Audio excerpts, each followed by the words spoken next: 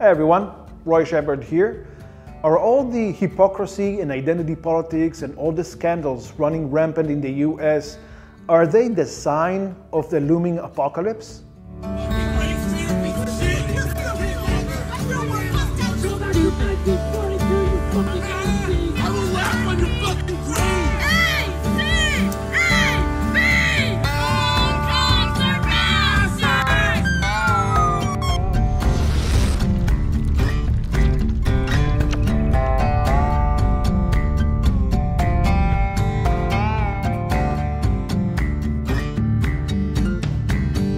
Small disclaimer, this is my personal opinion that I've devised over many years of research and debate and experience.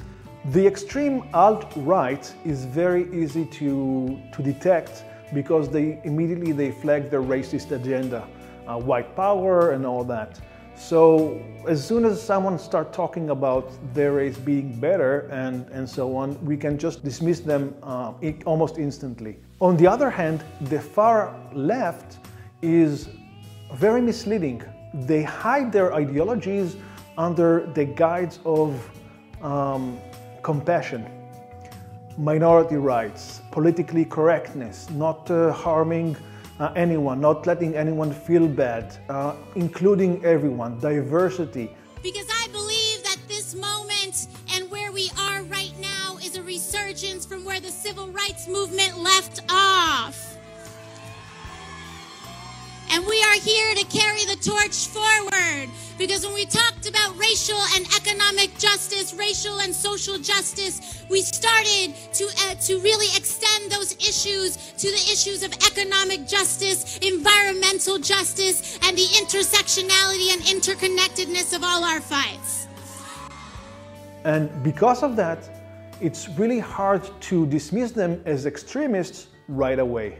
During the last few years, the far left has basically started pushing socialist agenda. And by doing so, they have created group identities.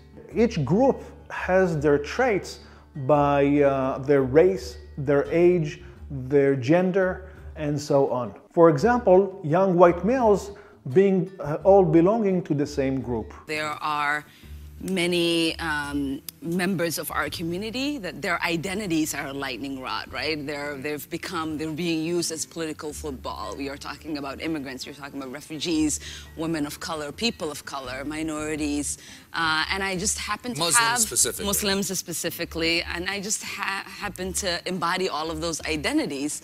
And so it's easy for this to kind of be self-explanatory. So basically there are no more individuals with personal opinion, only groups with their ideologies. And by doing so, they're basically creating tribes that have the same agenda, same ideology, same way of thinking. And so people are judged according to how they look like or the group that they identify with. This system is basically creating tribes that are constantly in war with one another. This in turn creates a major divide between the tribes. So one tribe would not even talk or debate with the other tribe because they think that they are simply wrong. And as an example for it, whenever they hear someone from the other side, they're immediately categorized as one of the traits they put for the other tribe. For example, they call them bigots or misogynists and many other compliments. We are running against a president who is a pathological liar, a fraud, a racist, a sexist, a xenophobe, and someone who is undermining American democracy as he leads us in an authoritarian direction. Each person in these tribes are basically a propaganda machine. They spew out their ideology, and any deviation outside of their ideology is frowned upon, even the cause of bullying or even eventually expulsion from that group. Good afternoon, everyone. My name is Julia Beck. I live in Baltimore City, and I am a lesbian. There is no place for me. I am politically homeless. My story is as unbelievable and absurd as it is commonplace. I got kicked off of the Baltimore mayor's LGBTQ commission as the only lesbian, simply for stating biological facts. After a months-long witch hunt, I was found guilty of violence. My crime? Using male pronouns to talk about a convicted male rapist who identifies as transgender and prefers female pronouns. These group ideologies have gotten so extreme in the past months that core values are being ignored.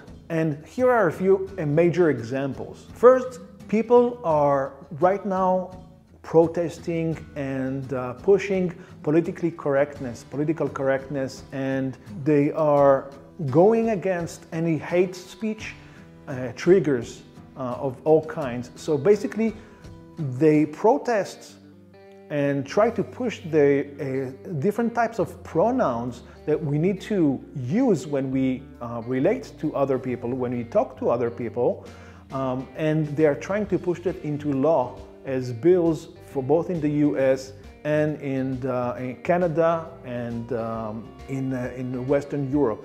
This has become such a major issue because they are basically trying to ban hate speech. Now the question is, who defines hate speech? And right now the left has defined hate speech as anything that does not go with their ideology, which is a huge problem and a huge red flag. I'm a ma'am. My ID say female, he's being rude. Know your pronouns. Know your pronouns. Know your pronouns. Know your pronouns. Know your pronouns, honey. Know your fucking pronouns. It's a world out here. Excuse me, it's ma'am. It is ma'am. I can call the police if you'd like me to. You need to settle down. You need to settle down and mind your business, okay? Ma'am, once again, ma'am. I said both of you. No, you said sir. Once again, it's ma'am. But here's the thing. That's the whole point of free speech. Free speech is to allow anyone to talk their mind, to say what they think without any repercussions, basically. Doing that, trying to abolish free speech is the first stages of a totalitarian nation. And we have seen it many times in the last century. The freedom to think what we want and say what we think, to worship according to our own beliefs, to choose our leaders and, yes, criticize them without punishment. People around the world are fighting and even dying for their chance at these freedoms. We stand with them in that struggle, and we give thanks for being free. And free speech especially comes up in controversial issues, which are bound to be emotionally charged. They are bound to be controversial, and fortunately we have people like Jordan B. Peterson, Ben Shapiro, David Rubin, Steven Crowder, and a few more that are in the front line on this fight against the abolishment of free speech. And good job, guys. Thank you so much, because this fight will basically save the lives of millions in the future, because we've seen where it goes. We've seen what happens if this is not resolved with talking. Since taking away these freedoms is the beginning of a totalitarian society. The Me Too movement in the past few years have started a trend of people accusing other people without any evidence and without any proof. This has caused many people to lose everything, their job, their reputation, their families, for something they may or may not have done. And this is a major issue, since right now people are becoming guilty until proven innocent, instead of the core value of innocent until proven guilty, which is a core value in our society. People were drinking beer in a small living room, family room type area on the first floor of the house. I drank one beer. Brett and Mark were visibly drunk. Early in the evening, I went up a very narrow set of stairs leading from the living room to a second floor to use the restroom.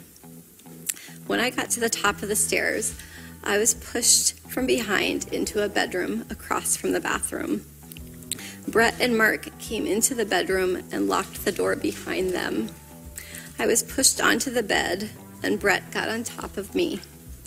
And third, and I think this is the most egregious offense, is the late-term abortion that has been passed by the leftists as a bill allowing to abort babies up to birth or even after birth. There was a very contentious committee hearing yesterday when Fairfax County Delegate Kathy Tran made her case for lifting restrictions on third trimester abortions as well as other restrictions now in place. And she was pressed by a Republican delegate about whether her bill would permit an abortion even as a woman is essentially dilating, ready to give birth. And she answered that it would permit an abortion at that stage of labor. Do you support her measure and explain her answer? Yeah, and I wasn't there, Julie, and I certainly can't speak for Delegate Tran, but I would tell you, first thing I would say is this is why decisions such as this should be made by providers, physicians, and the mothers and fathers that are involved. There are, when we talk about third trimester abortions, these are done with the consent of obviously the mother, with the consent of the physicians, more than one physician, by the way. So in this particular example, if a mother is in labor, I can tell you exactly what would happen. The infant would be delivered. The infant would be kept comfortable. The infant would be resuscitated if that's what the mother and the family desired. And then a discussion would ensue between the physicians and the mother. So now, this is clear madness because there is no difference between a baby that is 40 weeks old and a baby that is newborn. There is absolutely no difference, not genetically, not physically, not anything else. And this has caused many people in the US to rethink the idea of abortion, where there is not much difference between a 40-week-old baby and a 24-week-old baby, which is right now legal to abort. This bill was passed in New York and other states, but there is a huge cry to stop this because most of the country rallies behind it and calls it by its true name, which is murder.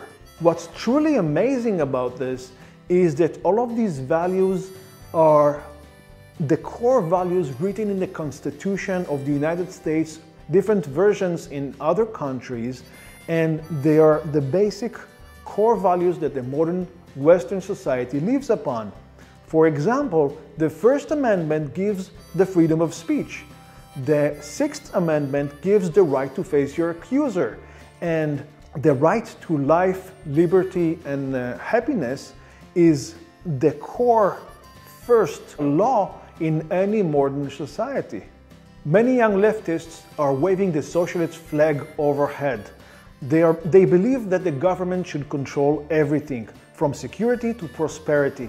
They are pushing the agenda of not only equal opportunity, but equality of outcome. That is to say that everyone is equal in the eyes of the progressive leftists. Because first we're going to explain what democratic socialism is. And what democratic socialism is about is saying that it is immoral and wrong that the top 1/10 of 1% in this country own almost 90%, own almost as much wealth as the bottom 90%. That it is wrong today in a rigged economy that 57% of all new income is going to the top 1%.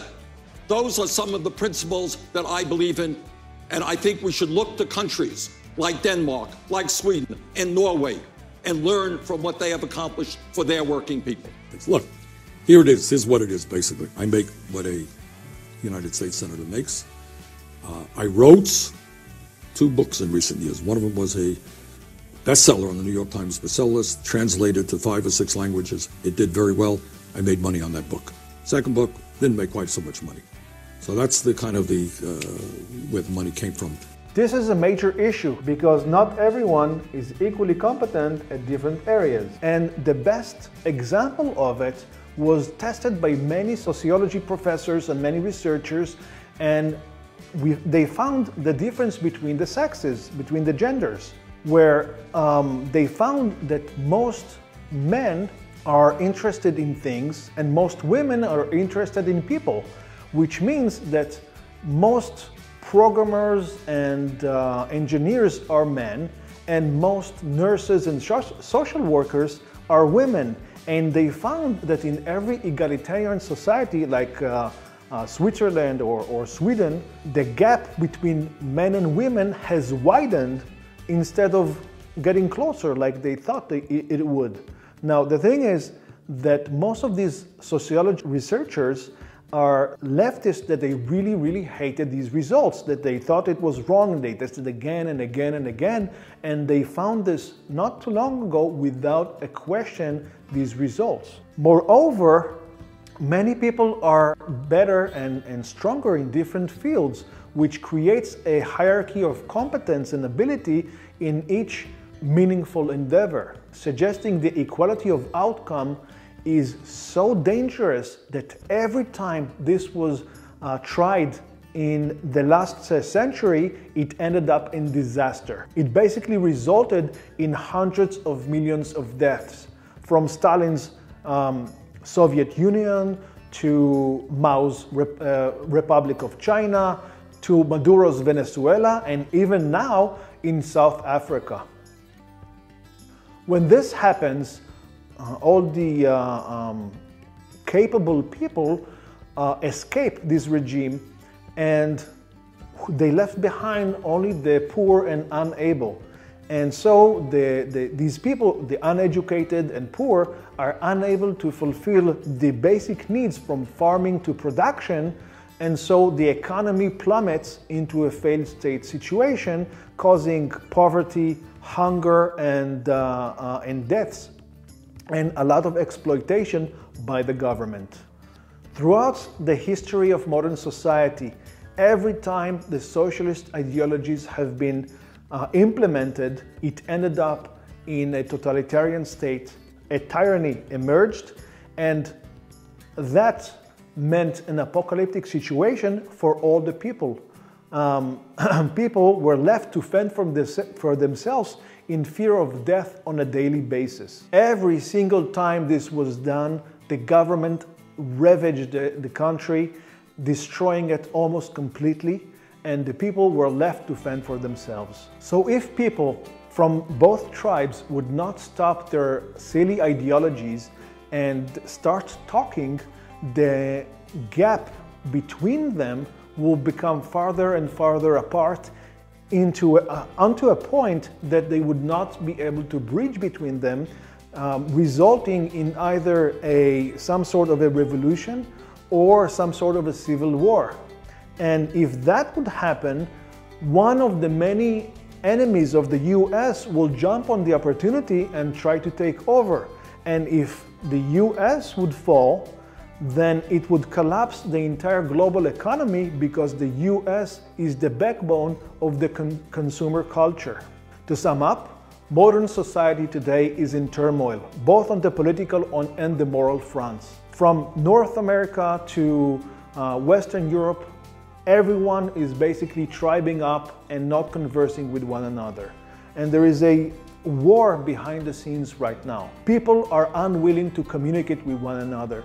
If we don't stop bickering and arguing and seeing the other side as completely wrong and start opening a dialogue, then things are going to get much worse. This type of behavior causes resentment, and over time it will cause contempt, and that leads to violent action. We can already see Antifa and different smaller groups inside of these tribes trying to take action into violence. Today's left, or modern progressives, or even socialist Democrats, as they like to be called, are less than 10% of the population, but they control all of the media and all of academia, which means that they are brainwashing the population and indoctrinating our children. Jeff Bezos has $129 billion. If we took away half of his wealth, he'd be left with $65 billion. Guess what? That would make him one of the 10 richest people on the planet if we took half of it away. And imagine what we could do. They control all the big social medias, all the big high-tech companies like Facebook, Google, and Twitter. And so they also filter the information to get to each and every one of us. The left also controls Hollywood. There's no better way to show some speech is not equal. Some speech requires a more visceral response. It's like Overton's window. That's the term from which ideas are tolerated in public discourse. Well, Overton's window doesn't mean shit unless it comes with some enforcement. So yeah, this is enforcement. Which means they control all of our TV, news, and movies that we see. So they drive these leftist ideologies into every piece of media that we see, brainwashing and indoctrinating all of the population. We must make sure to be aware of this and be independent, critical thinkers by ourselves and promote dialogue and freedom of speech, especially with people from the opposing side. What do you wish people would understand about you that are in another bubble? What do you wish people would understand about you on the other side? I wish that we could disagree with each other without thinking that we are bad people or ill-intentioned folks. So because I criticize a black person or I criticize the Black Lives Matter movement, that doesn't mean that I am anti-black. It does not mean that I don't like black people or that I'm a racist. It means I'm criticizing a movement. Now, I mean, I've never used racial slurs to address people. I've never looked down on someone because of their skin color. To me, true diversity is diversity of thought, not diversity of color. As civilians, now more than ever, this is the time to prepare, to learn skills that would be valuable for us now and in the future, that will give us the tools to survive any situation. As I've always said, hope for the best, but prepare for the worst. And now is the time to get ready, to learn valuable skills that would not only be great for an emergency situation, but also would serve us for our entire lives. So will the left crusade for this tribalism be the cause of the collapse? Please share your thoughts. I love getting feedback from you and read each and every one of your messages. Now, an important note. This is a safe space for debate and not bickering. Let's keep everything calm and polite, and remember that we are here to better ourselves. For more information on how to prepare, pick up our book, Prepared: The 8 Secret Skills of an Ex-IDF Special Forces Operator that will keep you safe, for free. And start the journey to self-reliance right now. If you like this video, like, subscribe, and share it with your friends. And also, please support us on Patreon so we can create a lot more content just like this. Until next time, stay safe.